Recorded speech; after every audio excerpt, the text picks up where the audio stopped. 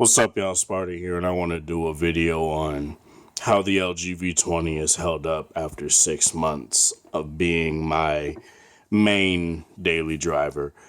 As you guys know, the G6 is my secondary daily driver, but this holds a special place in my heart, and I want to talk about a lot of the reasons why you should stick with this phone over, the G6, maybe even the S8, S8 Plus and whatnot. But if you guys value AMOLED displays and all that stuff, if you guys value all of that, I'd say go to the S8. But don't go to it strictly due to processing power. Because, a lot of apps won't support that right out the gate. There's a lot of stuff that even the A20 isn't, a lot of games and stuff for the A20 isn't optimized very well yet. Even the A21. And you shouldn't just go for sheer power. You should go for if stuff is optimized. That truly is what matters. That truly, I don't know what the fuck I'm trying to say. That's what matters. And if you guys think otherwise, then I don't know what to tell you. Because it's always been proven with Apple in particular that sheer power isn't what matters. It's software optimization that matters. And you got to keep that in mind when paying $800, damn near $900, almost $1,000 on a fucking phone. You got to keep that in mind. Now, I got this October 28th last year, and now it's I forgot the date. It's April 23rd. I have 5 more days until, it's my 6 months with this phone, and I just want to talk about it, let you guys know how I feel about it. And there's a lot of things that I like about this phone, love about this phone still, that makes me reluctant to leave it still to this day. Now, there are a lot of build quality, things that haven't held up very well. But it's more you got to get used to how this phone operates and stuff. Not saying anything feels like, rinky, like shit feels loose. Nothing feels loose. It's just more that with the design of this phone in particular, still keeping a removable battery despite having a metal backplate. There's a lot of things that you have to keep in mind when using a phone like this. Now, I'll go over the specs here. Got your dual LED. Oh, fuck. What the hell? Excuse me. Got your dual LED flash. Your 16 meg. Wait. Sometimes it's very hard to tell which one is which.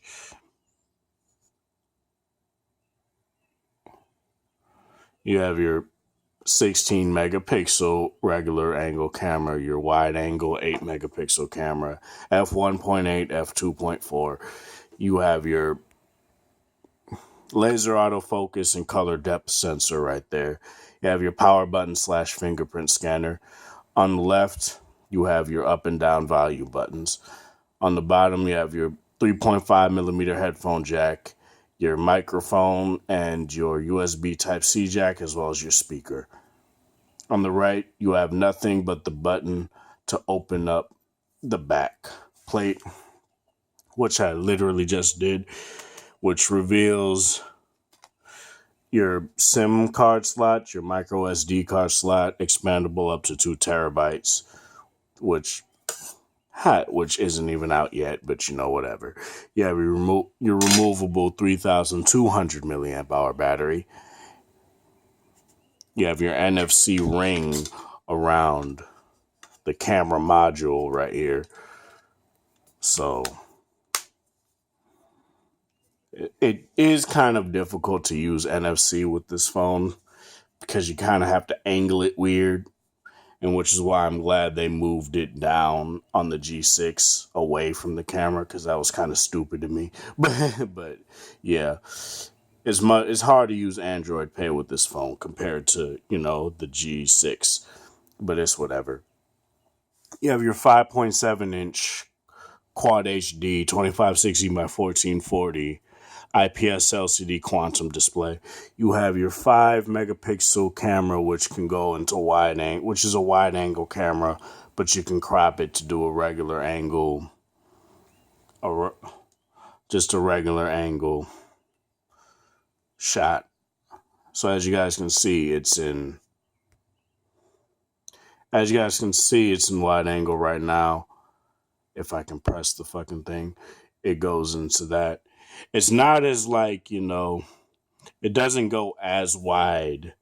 It doesn't seem to go as wide as the V10 did with its separate wide angle camera, but it's good. It's good nonetheless. On the back is your all aluminum 810G mil spec drop tested aluminum back. Sorry, it was kind of hard to remember that. And this is aircraft grade aluminum. This isn't no super cheap shit that you would find. Which no phone really has cheap aluminum. But when people think aluminum, they think aluminum foil for some reason. Or the aluminum water bottles you can get at a CVS, Target, or Walmart or something. And that's not what this is made out of. You have your V20 branding on the bottom. On the front of the phone, you have your LG branding on the front. You have your proximity and light sensor. You cover it. The always on display will go off. On the top, you have your receiver for calls so you can hear what other people are saying. You have your secondary display up here. You swipe, you get your shortcuts. You turn on your display, you get your signature, more app shortcuts, that stuff, your recent apps, your favorite contacts to use, your music controls, and a lot of that stuff. Now, what has held up very well with this phone, the overall build quality has held up very well. I guess the one thing I don't like is that the buttons are a bit mushy. They feel a bit not mushy, but they don't feel as good to press as on the G6. The fingerprint scanner works very well still. I don't know why I'm on that text message right there. The phone is still very fluid, very fast. Nothing is really slowed down aside from apps just being stupid and crashing. But it's whatever. Games still play fairly well. I could eke out at least 11 to 13, maybe even 15 hours of standby time on this phone with 3.5, 4 hours of screen on time. And that just depends on your use. You got to keep that in mind. Don't expect that if you play nothing but games all day or watch YouTube videos in 1440p and stuff like that, and they're hour-long videos or something. Don't expect that if that's what you do. That's not what I do. I do watch a lot of YouTube, but I do it in doses. I don't do it video after video after video, unless I'm really bored, but it's whatever. So to get into what I prefer about this phone over the LG G6, I prefer the main camera, the 16 megapixel camera, over the 13 megapixel camera on the G6. Mainly because it'll just give you more resolution to crop so that it will look less grainy and stuff like that. And that's what I prefer. I like that way more than just having a smaller sensor for the sake of having a smaller sensor. And that's not to knock on the G6. I like what they did with this because it's flush. And aesthetically, that's nice, but it's not so great for the back of the phone as well. Speaking of the back of the phone, I don't like glass. You guys know that. I prefer metal built phones because they're more durable. You can say what you want, well, wireless charging and stuff. I use wireless charging. I do. I'm not going to say it's a gimmick. I just don't use it enough to find like complete value in it. I'll just say that. I don't find the most value. I don't get the most bang out of my buck. I won't pay $800 for a glass made phone just because it has wireless charging. That's not something that I really care for. And since you don't need a glass backed phone to, have water resistance, it's whatever. Like they could have made it an all metal built phone, and I would have been like, cool, it's water resistant, nice. And that's the main reason I got the ice platinum color on this phone, because you may not be able to see it right now, but it has like a shimmery brushed metal look to it, and that's what I like a lot. But anyway, the second display is not a gimmick to me because I use it quite a bit. Like I do. I'm not going to lie on that. And I don't know why my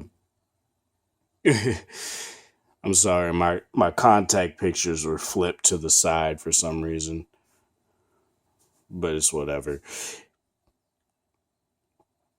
The one thing that a lot of people don't like about LG's software in particular is no app drawer anymore. And with the G5, I decided to just take a chance to get used to it, and I got used to it fairly quickly. Like, I just keep all my apps in folders, and all the apps I prefer to use a lot, I just keep out of folders. So, yeah, that's no issue for me. If it's an issue for you, they allow that in the settings for you to just do home and app drawer. So just do that. And as you guys see, there's a bit of slow down a little bit, but it's not like super terrible where like it'll like lag up and shit like that. It's not going to do that. And as you guys can see, home and app drawer right there. You can just switch to that and you'll have your app drawer back. I do wish that they would update that to look more like updated and more akin to like the Pixel launcher maybe. But since I don't use that, I don't really care.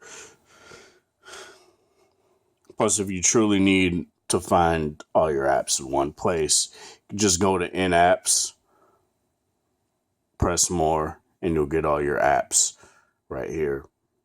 Which, it's not as seamless on here to get to in-apps as it is on the G6. On here, you can just swipe down. Sorry, my screen is at full brightness. On here, you can just swipe down from any part of the home screen. You could just choose in-apps. You could just choose to look at all your apps right here, and it'll just bring it up. Which is whatever. That's just more of an updated UI thing than it is like a knock on the the V20. It's not really. Battery life, as I said, has still been amazing. I'm able to get 5.5 hours of straight gaming out of this phone. And by the time I'm off that, it'll probably just be at like 30% or something. I don't remember because I can't find the picture, the screenshot I took. I was playing the Lords of the Fallen game, which is a $10 game, but it's a very graphics intensive game. And do I even have it on here? I don't think I have it on here. But when I did, it's a very graphically intense game. And it doesn't make your phone heat up or anything like that. It's actually fairly well optimized. There will be some points of like slowdown and stuff, but it'll like catch back up. The processor will catch back up with that, so don't even worry about that. Gaming hasn't faltered a bit with this phone. Nothing has really faltered a bit. Not even like the camera. The camera hasn't faltered a bit either. The one thing I don't use is the selfie camera because I particularly don't care for that shit, but it's whatever. I do wish they would have kept their 8 megapixel camera like what they have on the G4, but it's whatever.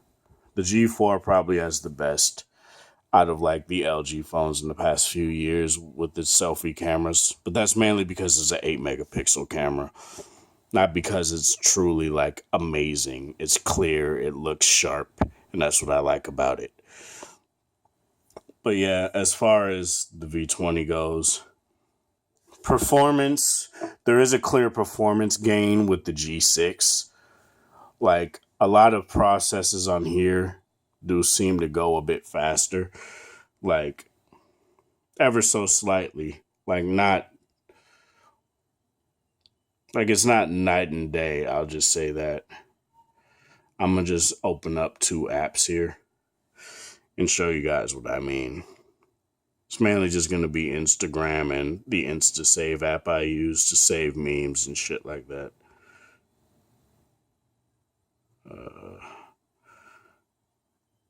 Let me close this out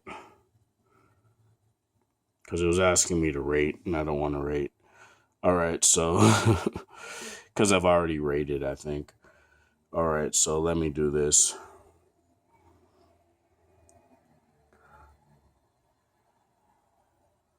I missed the target on the G. As you guys can see, it's fairly quick on both, but I'm gonna load up YouTube and YouTube Creator Studio and do the same thing. I accidentally pulled the refresh.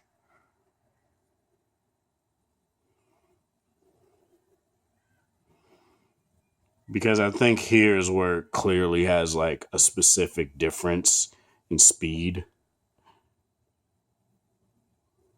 Because as you guys can see, the G6 is a bit faster at that.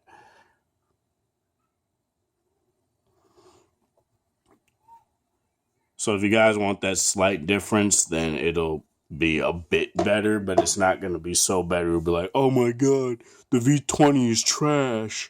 It's not. And the thing that you got to keep in mind about the V20 with the camera, at least, is that you have to, it's better if you shoot in manual mode. Like, do not get this phone if you think it has an amazing auto mode. It doesn't. It's actually a really good auto mode. It's not the best. It's not perfect. Like if you like oversaturated colors and shit, it's not going to give you that. The G6 will give you that, but this won't.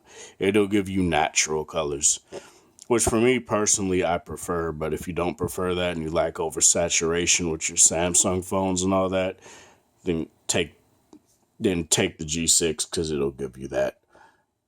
But manual mode is where it's at with this phone. It is a beast when it comes to that. So just keep that in mind. So as far as the LG V20, would I still say to get this phone in 2017, despite the fact that it's only a half a year old? If you don't like what Samsung and LG are offering as of right now, and you want something that's a beast and everything, it's not the most like efficient endurance beast. Like it ultimately depends on what you need. For me personally, it does what I need it to. If you need an amazing headphone jack, the best in class headphone jack, get this phone. USB Type-C, which pretty much every phone has now. But if you're just coming from like an S7 or something and you don't want the S8, get this phone. The speaker quality could be better. I really hope next time around they just do front-facing speakers or just stereo speakers in general. But if you want that, get this phone too. Just overall, pretty good speaker. Sorry.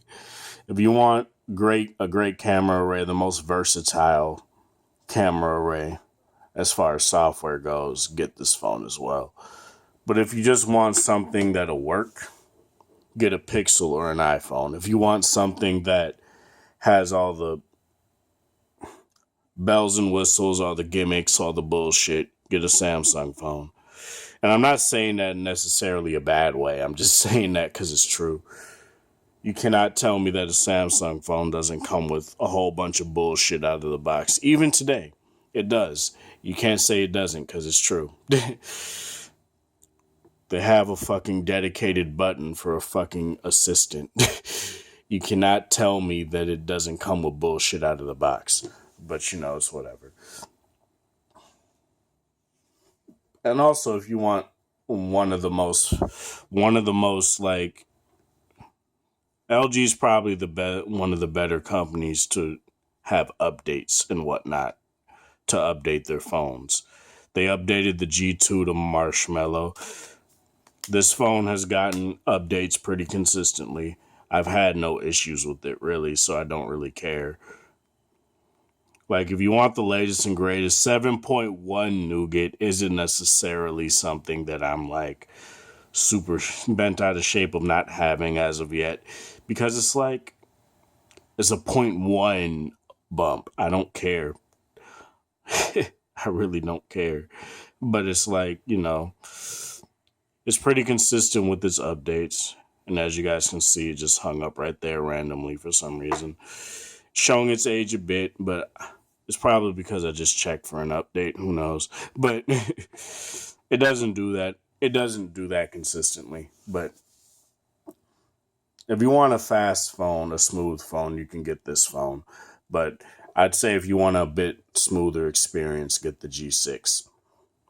The G6 is nothing to, like, you know, say no to because it has a Snapdragon 821. As I said, it's not the biggest spec bump, but it's not the worst ever. But it's not like, oh my god, they just stuck with the same processor, which technically they did, but it's more efficient in a lot of ways, and it's smoother to use in a lot of ways. So just keep that in mind. But yeah, as far as that goes, that's pretty much it. This has been Sparta. Thank you guys for watching. I will be doing a S7 versus G6 video here pretty soon. Probably when I get off of work, just in the morning, maybe. Or when I get off of work from Sears at 6 tomorrow. So just keep that in mind. Keep in mind that I work 2 jobs, so it's kind of hard for me to be like super, like, you know, enthusiastic and, hey guys, what's up? I can't do that right now. My voice is already fucking sore. My throat's sore from talking this long. But yeah, as I said, that's it. This has been Sparta. Thank you guys for watching. Thanks for the support. I really appreciate it. And be sure to share this video. Share any of my other videos that you like a lot. And again, this has been Sparta. Thanks again, and have a good one.